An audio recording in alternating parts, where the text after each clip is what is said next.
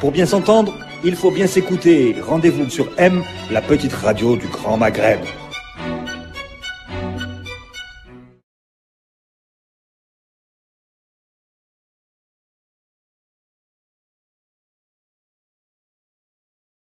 Le deuxième grand chapitre de notre discussion de ce matin, on a bien noté, vous avez bien noté, que les TIC figurent parmi les 5 secteurs prioritaires définis par le gouvernement, par le Premier ministre, M. Abdelmalek Sellal, pour essayer de diversifier au plus vite l'économie algérienne face à la chute des prix du pétrole. Ça vous a surpris que les TIC figurent parmi les 5 secteurs? On avait l'impression qu'ils avaient été oubliés par le gouvernement. Complètement.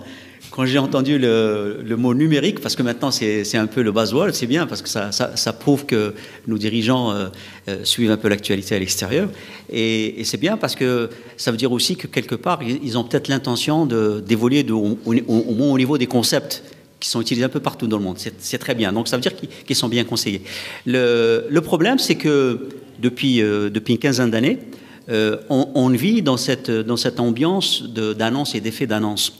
Et quelque part, je suis content d'un côté pour que ça soit cité et que ça a été même un peu élaboré, parce que ça prouve que même ça n'a pas été oublié, comme vous le dites très bien. Mais d'un côté, je suis un peu, disons quelque part, triste quand je vois ce qui s'est passé par le passé. Et j'ai peur que la même chose se passe. En deux mots, ce qui s'est passé, vous l'avez dit, beaucoup d'effets d'annonce qui ne se sont pas réalisés. On a pris du retard. Oui. Nous sommes sur le plan du numérique, le dernier pays du Maghreb. Absolument. Très en retard dans le monde arabe, en Afrique aussi. Alors pourquoi il y a eu ce retard-là? Pourquoi les effets d'annonce n'ont pas été suivis d'exécution? Qui a peur? En fait, la question c'est qui a peur d'un rattrapage numérique en Algérie? Oui. Écoutez, vous le savez très bien, pas la peine que je revienne trop là-dessus, mais l'Algérie, au début des années 70, était la première dans l'informatique. C'est comme ça qu'on l'appelait à l'époque. On a eu la première école d'informatique en Algérie, Ouatsmar, qui existe toujours, c'est l'ESI actuel. On formait, je suis un élève de Ouatsmar. À l'époque, j'avais des camarades qui venaient de la Côte d'Ivoire, du Sénégal, de la Mauritanie, de l'Afrique du Sud. Et l'Afrique du Sud, qui est maintenant première puissance en Afrique et qui est classée peut-être dans les 20 premiers à l'échelle mondiale. Et ça a duré pratiquement jusqu'aux années 80. Et à partir donc du milieu des années 80, bon, c'est vrai qu'il y a eu cette fameuse décennie noire, mais elle ne justifie pas tout. Parce qu'il y a eu quand même un électrochoc à la fin des années 90, avec la déréglementation des télécommunications. Il y a eu un paquet de choses qui ont été faites merveilleuses. C'est l'époque d'ailleurs où vous avez créé votre entreprise, vous étiez absolument Internet provider. Oui. Bon, l'entreprise, je l'ai créée dans les années 90, mais effectivement, la prise en charge de l'Internet s'est effectuée à ce niveau-là. Donc la loi 2003 qui était fantastique, qui a été benchmarkée un peu sur les lois qui existaient un peu partout. On était très en avance sur nos voisins déjà, hein, je ne parle pas. On était au même niveau pratiquement que l'Europe à ce niveau-là. Donc une autorité de régulation qui était créée en même temps. Algérie Télécom qui devient une entreprise publique économique, Algérie Poste. Alors, qu'est-ce qui s'est passé tout d'un coup? Le mobile qui arrive avec des opérateurs étrangers, et pendant la lune de miel a duré en fait 2-3 années. Donc avec des opérateurs privés qui étaient arrivés comme nous, donc opérateurs donc des TIC, ISP et autres. Tout d'un coup, du fait, en fait, le loup était dans la bergerie en fait. Ce qui s'est passé, c'est que le personnel d'Algérie Télécom, c'est tout simplement l'administration du ministère des ministères de l'époque qui avait glissé donc vers Algérie Télécom, Algérie Poste, la RPT, c'était tous des forces de résistance, des employés qui étaient là. Donc non, c'est tout simplement un mindset, une façon de fonctionner qui ne peut pas changer du jour au lendemain. Vous ne pouvez pas faire du neuf avec du vieux, c'est pas possible. Et puis surtout, rien n'a été mis en place. La loi a existé, mais il n'y avait pas de feuille de route. On a mis un PDG, par exemple, à la tête d'Algérie Télécom, mais sans feuille de route. PDG, en plus de ça, c'est un PDG qui venait de la sidérurgie. Donc, bon, c'est vrai qu'il faut un gestionnaire, mais bon, il faut pas que ça, il faut quand même savoir un peu ce que c'est. Bon, au moins lui donner une feuille de route. Voilà, une entreprise TIC, voilà comment elle devrait fonctionner. Ou le coacher. c'est pas ça qui manque, etc. Donc ça, on a complètement raté le coche. Ben, effectivement, ensuite, on voyait que ça marchait pas, on changeait les hommes, mais encore une fois, ce sont feuilles de route. Donc on mettait une autre personne dedans, qui était très certainement très compétente par ailleurs, mais il se trouve qu'on ne lui donne pas de feuille de route. En fait, le problème, il est là, c'est qu'il n'y avait pas de vision, il n'y avait pas de stratégie. On fonctionnait à vue. Est-ce qu'au jour d'aujourd'hui, on est toujours dans ce tableau que vous décrivez? Absolument. C'est ça la difficulté. Là. Absolument. Ça n'a pas changé. Vous pensez que le ministère... On a Mme Derdouri qui est supposée être quelqu'un du secteur.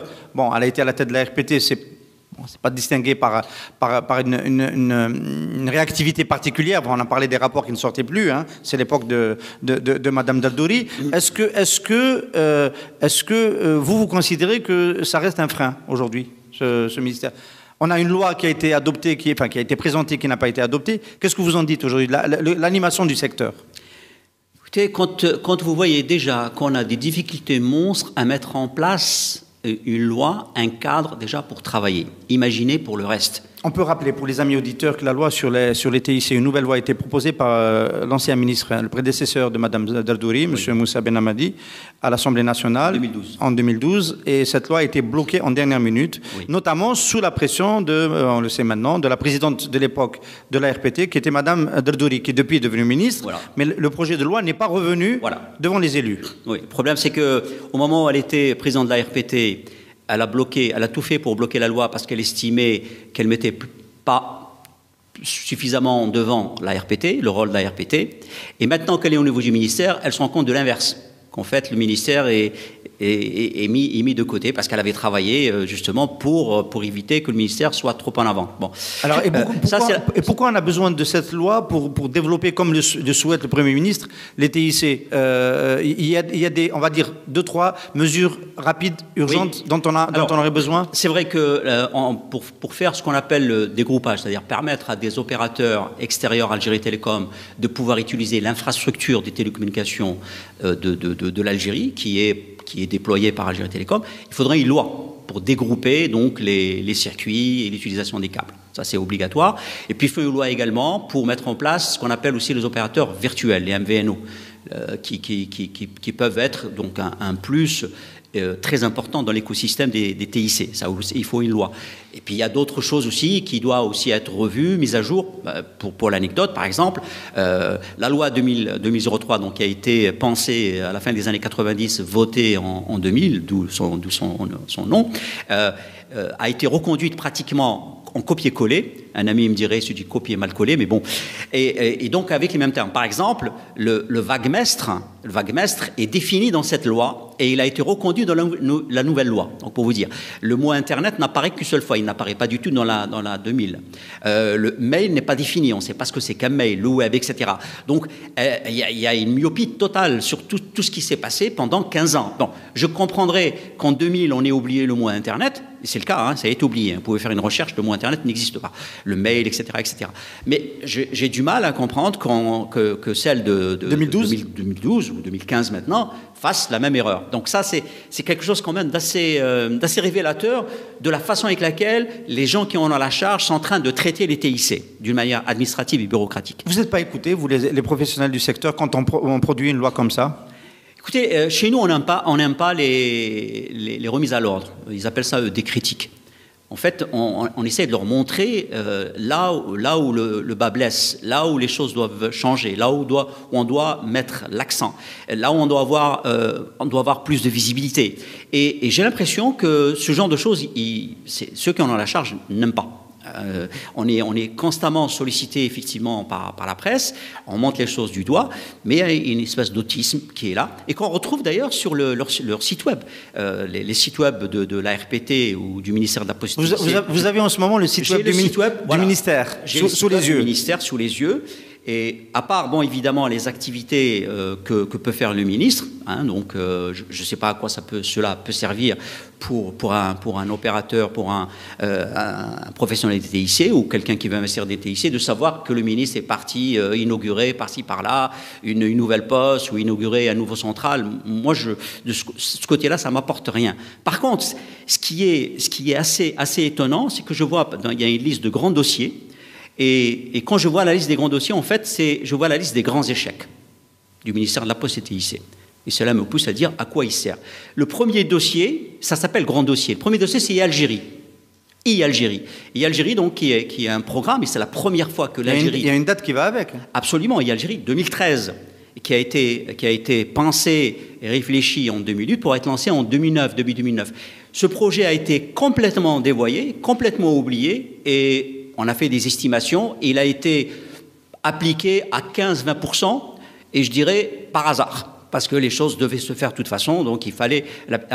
15-20% pour un projet de ce type, structurant comme pas possible dans le domaine des TIC, c'est incroyable. Il apparaît toujours. Le réseau de recherche, par exemple, un réseau de recherche qui était supposé mettre en place et interconnecter les chercheurs dans tous les domaines en Algérie. Ça a été lancé, c'est une infidélance et c'est toujours rien. Les indicateurs TIC, on est supposé avoir au niveau du ministère de la Poste et TIC un observatoire de la Poste et TIC qui nous permet un peu de savoir où on en est, en plus de la RPT, et devrait alimenter. Ces indicateurs TIC, vous rentrez dedans, je peux le faire tout de suite, ils datent de 2011. Et même ceux de 2011 ne reflètent pas du tout l'actualité de 2011. Je vois aussi le contrat de performance, par exemple, entre l'État et Algérie Télécom, où il y avait un certain nombre de choses qui devaient être prises en charge par Algérie Télécom pour s'améliorer. Échec. Pour avoir... Monsieur Kahlen, on a des opérateurs... Le FAUDIC, par exemple, le FAUDIC, c'est un fonds, ça c'est important, il faut que j'en parle. Funding, oui. Voilà, le fonds d'appropriation et d'utilisation et de développement des TIC, c'est un fonds qui a été créé également pratiquement en même temps qu'Algérie, dans la foulée des Algérie 2013. D'ailleurs, il a été créé dans ce sens-là pour aider justement Algérie à s'implanter et à pouvoir se lancer. Ce fonds n'a jamais été utilisé pour ce qu'il a été fait. Il n'a été utilisé qu'à l'échelle de 2 ou 3% par l'institutionnel, par le cyberparc, pour ne pas le nommer. Mais je peux citer des cas... Lequel cyberparc ne s'est pas déployé comme il fallait.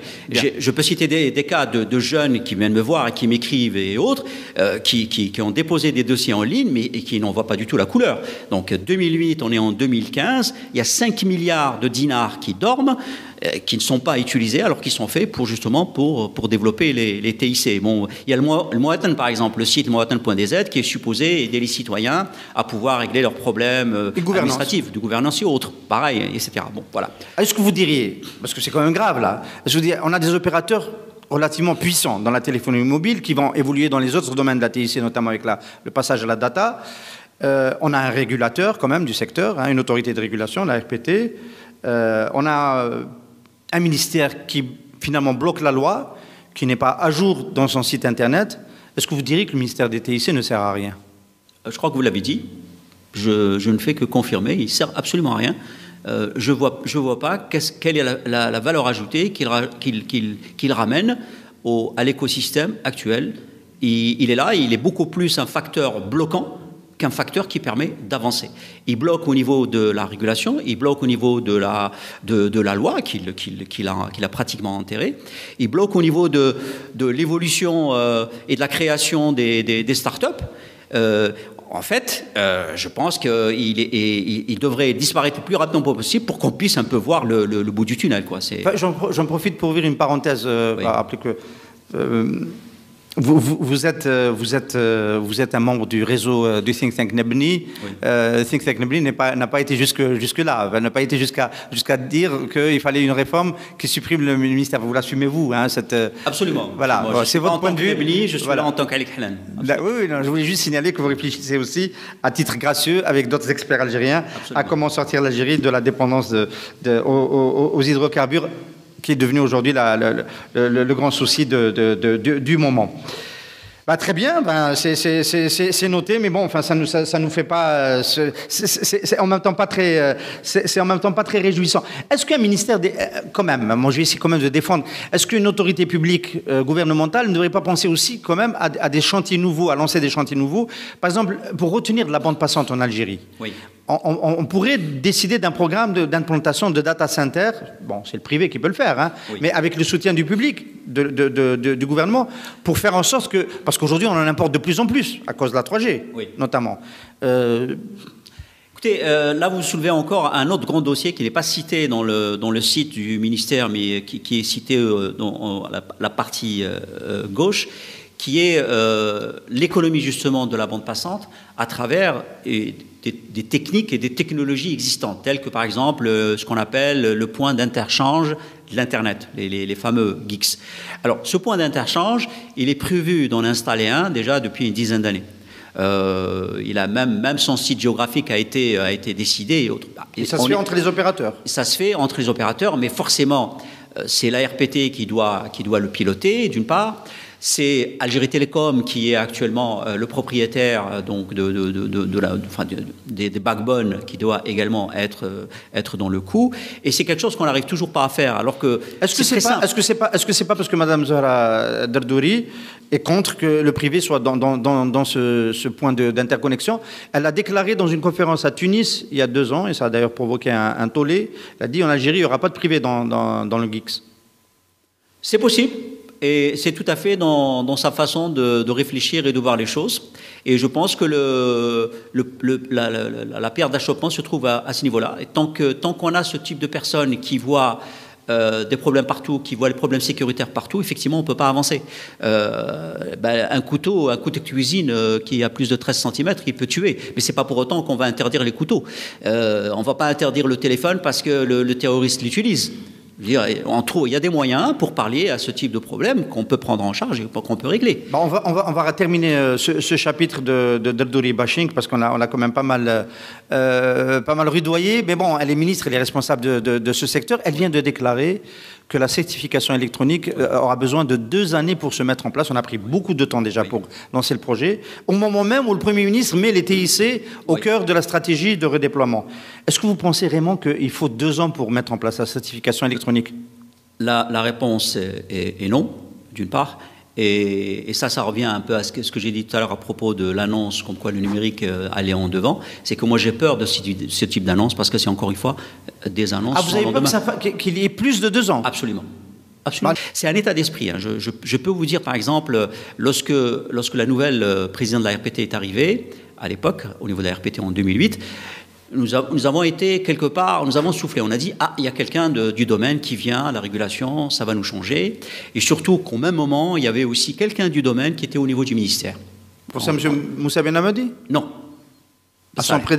Oui, son prédécesseur. Avant que Moussa Ben Hamadi arrive, qui est arrivé, lui, 2 ans plus tard. Donc vraiment, on s'est dit, c'est merveilleux, la lune de miel va repartir de nouveau, celle de 2000 va repartir de nouveau. Et donc, on est parti voir donc, la présidente de la RPT, tout simplement pour la féliciter, et puis lui en tant qu'association des fournisseurs de services Internet, hein, à l'époque on était parti, et lui dire un peu de quelle façon on voyait les choses, et on était là pour l'aider, parce qu'à l'arrivée, elle ne connaissait pas le secteur, même si elle est du domaine technique.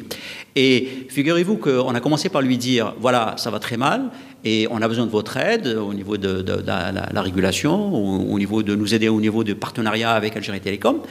Et en fait, elle nous a arrêté net en disant, vous êtes des voleurs. Alors, au début, on pensait que c'était une blague. En fait, elle le pensait sérieusement.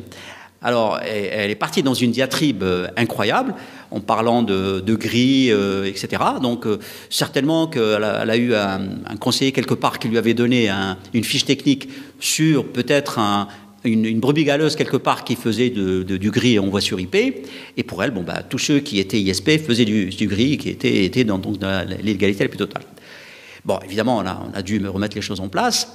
Et on lui a dit, au contraire, on était une centaine pratiquement au début des années 2000. D'ISP, et là on est à peine une quarantaine, et la raison est que l'écosystème est complètement agressif, et il n'est pas approprié. Algérie Télécom refuse du partenariat, et ça ne peut pas continuer comme ça. Et on lui a dit qu'actuellement on ne faisait plus de l'Internet pratiquement. Et elle nous a posé la question, mais alors vous faites quoi? On a dit, quelques-uns font de l'installation réseau, d'autres développent du logiciel, et là, elle tape sur la table, est-ce que vous avez le droit de développer du logiciel? Alors, là aussi, on s'est dit, elle blague. On pensait que c'était une blague. Alors, quand vous voyez ce type de comportement de quelqu'un qui vient d'arriver pour prendre en charge la régulation des TIC dans le pays, dans lequel... Alors, j'en profite, expliquez-nous, vous, avec Satlinker, comment vous vous êtes adapté à la disparition de la fonction ISP.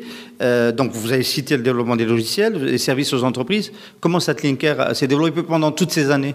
Ben écoutez, moi personnellement, mon entreprise a été créée en 91, donc bien avant l'avènement, avant l'avènement de l'Internet. En fait, l'Internet est arrivé en 91, mais on n'en était pas encore conscient de manière avec laquelle il allait évoluer. Vous avez fait un passage par les États-Unis? Non, l'Angleterre. L'Angleterre, donc vous y étiez. France et Angleterre. Donc vous le saviez qu'il allait arriver, Internet? Tel qu'il était comme ça, en 91, moi. Non, personne. En 91, je savais que le réseau existait déjà. Il existait déjà depuis les années 80. Oui. Mais en tant qu'Internet tel qu'il allait ne plus évoluer d'une manière extraordinaire, bon, c'était en 91. Mais réellement, on s'est lancé. Moi, je me suis lancé dans l'Internet en tant qu'entreprise en 99, en demandant la fameuse licence d'ISP qui était donnée à l'époque par le ministère de la Poste et TIC. Donc, quand je me suis lancé dans l'Internet, avant, j'étais tout simplement une SS2I tout à fait classique d'intégration, de solutions informatiques au niveau des entreprises. Donc, à partir du moment où j'étais devenu fournisseur de services Internet, évidemment, j'ai mis toute l'énergie de mon entreprise là-dedans et tout ce que je pouvais avoir comme bonne chose. Et réellement, j'y croyais, hein, à l'instar de ce qui se passait, surtout que la bulle d'Internet avait déjà implosé ou explosé selon où on est, à l'intérieur ou à l'extérieur. Et donc, on savait très bien comment les choses allaient se passer. Et comme j'ai dit tout à l'heure, c'était merveilleux avec la déréglementation, etc., qui était ouverte. C'était fantastique. Alors, à partir de 2005 et surtout après 2008, ce qu'on a vécu avec les gens de la RPT, on s'est dit, bon, il n'y a plus d'espoir. Donc, moi, personnellement, je me suis tout simplement dirigé. Je suis revenu à mon ancien métier, donc intégrateur de solutions informatiques. C'est ce que je fais toujours très bien. Sauf que moi, j'étais peut-être un peu moins touché que les autres parce que je faisais de l'accès par satellite.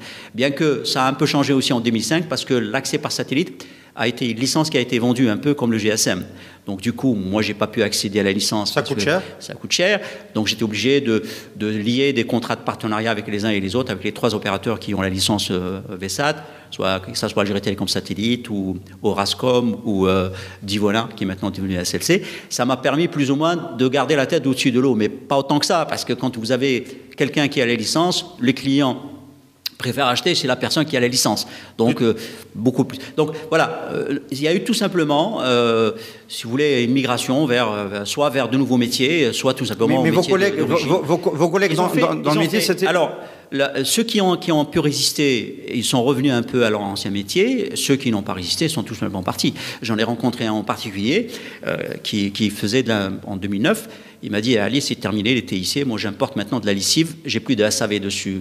Celui qui prend un sac de lessive, il lave, ça marche très bien. J'ai plus de SAV, je suis tranquille. Du service après-vente.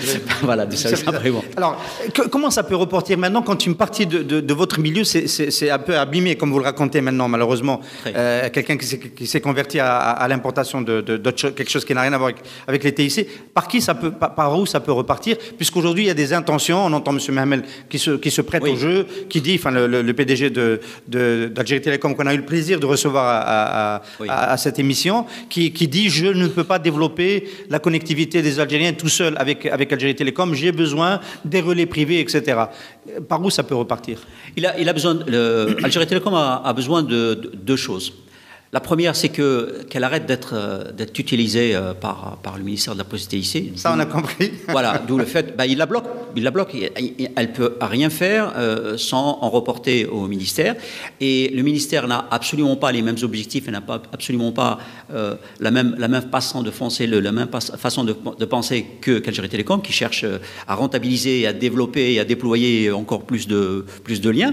Et forcément, il ne peut pas comprendre sa stratégie, il ne peut pas comprendre sa vision, donc il le bloque. Quand il ne comprend pas, il la bloque. D'une part. D'autre part, il y a un autre problème, et ça, le président d'Algérie Télécom risque de ne pas être d'accord avec moi, c'est que forcément, il y a un problème de gestion. Algérie Télécom ne peut pas continuer à fonctionner comme une administration.